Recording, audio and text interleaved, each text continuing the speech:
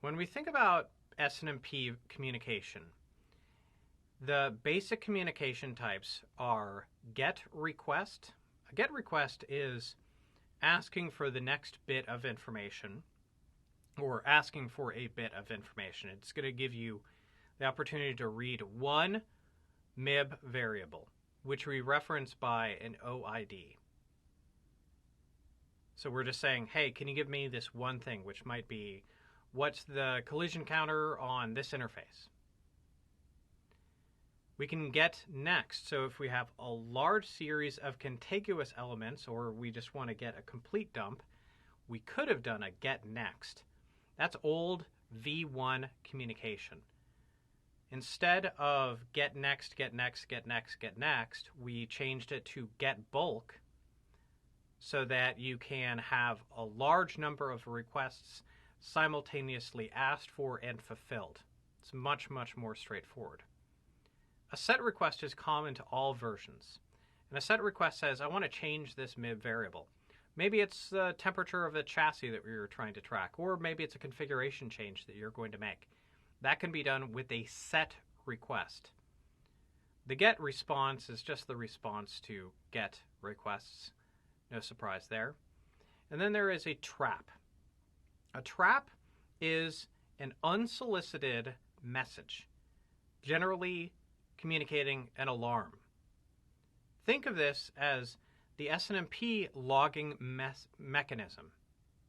And there is another version of the trap called an inform. An inform is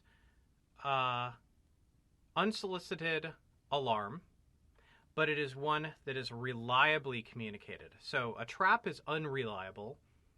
An inform is reliable. Now, when we talk about SNMP v1, what's the big deals there? It just doesn't have get bulk, and it doesn't give us good security. But v1 and v2 share the same security paradigm. And when I talk about v2, it's really v2c. That's the most common implementation of v2. v1 and v2c, these versions are secured with community strings. There's a read-only and there's a read-write. Read-only allows you to get information, but not do something like a set request. Read-write would allow you to do a set request to alter the configuration or trigger a reboot or whatever you want to do. Think of read-write as full control over the device.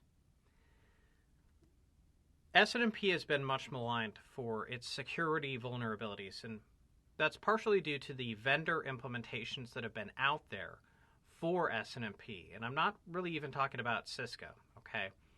There's known poor implementation of SNMP, and generally speaking, those are well past us. You know, they're behind us. That's history. That's not the current. But we don't want to run v2c. We don't want to run v1. That's not even an option. v3 is our goal. v3 allows us to do authentication, and really the authentication that we would expect, not just read-only, read-write community strings. We can encrypt the communication. We can provide integrity checks to the communication to make sure that no one has tampered with the data. And it really gives us full authorization and access control, so we can craft a really beautiful permission scheme to the device. And so when you think about secure versions of SNMP, think v3.